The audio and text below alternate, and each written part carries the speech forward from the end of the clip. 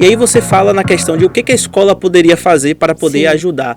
Aí eu te pergunto, por exemplo, vou dar aqui um exemplo de algumas coisas, mas antes eu vou te jogar uma pergunta. Por exemplo, na sua época de escola e também faculdade, né, pós-graduação, em algum momento foi passado para você como se deve estudar, qual é a forma correta que se deve estudar?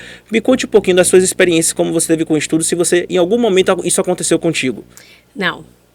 Eu vou aqui revisitando as minhas memórias afetivas e a gente vê em todo o tempo e algo que vem se replicando ao longo dos anos, não só durante, né, o meu processo de aprendizagem, nenhum professor me disse, né, como eu deveria aprender. Mas em todo o tempo estão dizendo, você precisa estudar português, você precisa estudar matemática, você tem que fazer isso, você tem que fazer aquilo. Mas ninguém está ali te explicando o porquê.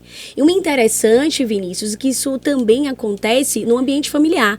E muitos pais estão ali dizendo, você tem que fazer isso, menino, faça isso. Mas o porquê eu tenho que fazer isso? Por que eu tenho que estudar? Por que eu tenho que fazer aquela determinada profissão, aquela determinada atividade? Existe um porquê, tudo tem um porquê.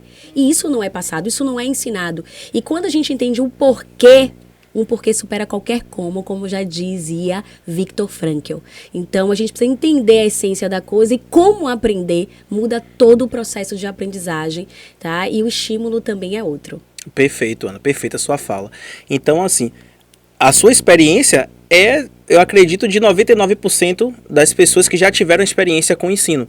Não é passado para nós como se deve estudar. Para mim, isso deveria ser uma matéria. Sim. A criança, ela começa o primeiro contato dela com a educação, sendo bombardeada de conteúdo, você tem tarefas, você tem atividades, mas não é explicado como aprender. Existe uma falha que, na minha visão, ela talvez já começa até na questão de você ter ali... Aí já é uma discussão já para um outro parâmetro. Você tem ali um pedagogo que ele vai ensinar do primeiro até o quinto ano.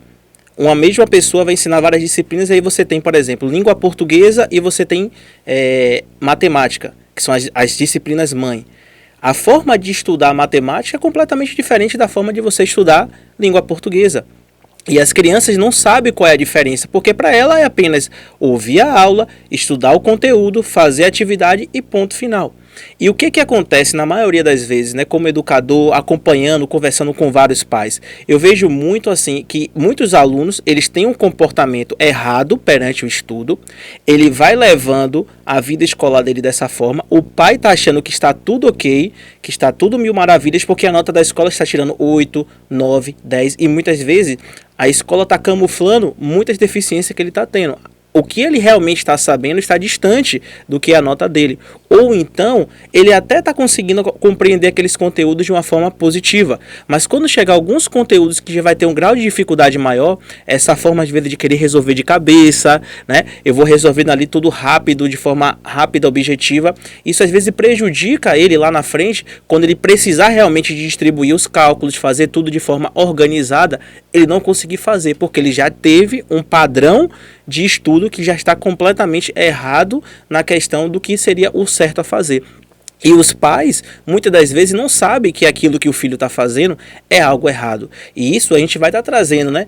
Já estou dando aqui alguns spoilers, né? Alguns próximos episódios a gente vai estar trazendo isso de como estudar da maneira correta, né? Trazer profissionais também que ajudem e orientem também nesses aspectos. Então, eu vejo que isso é uma falha e os pais, às vezes, de não enxergar que isso está sendo de uma forma errada, isso não ser ensinado, a criança ela vai levando isso. E como a gente sabe, tudo na educação, quanto mais vai passando o tempo e os hábitos eles já são adquiridos, é muito mais difícil de você mudar. Então, eu entendo que o papel da escola é de instruir, como por exemplo, aprender a maneira certa de estudar. E aí eu deixo até uma sugestão de livro para cada um de vocês pais. Tem um livro super bom nesse aspecto de ensino de como é a maneira correta de aprender, que é Aprendendo a Aprender, de Barbara Oakel. É um livro muito bom, que ele ensina vários aspectos, né, de como você aprender conteúdos difíceis da maneira correta. E isso, para mim, deveria ser algo que deveria ser estudado dentro da escola. E é esse que, na minha visão, é o papel que a escola, uma instituição de ensino, ela precisa também fazer, de educar, de ensinar, para que a gente possa complementar todas as bases de estudo. E é o nosso slogan, né? Pais instruídos, filhos fortalecidos. Muito interessante quando você estava falando assim, a gente precisa que bom seria se as instituições trouxessem uma disciplina para entender e explicar para os alunos como estudar.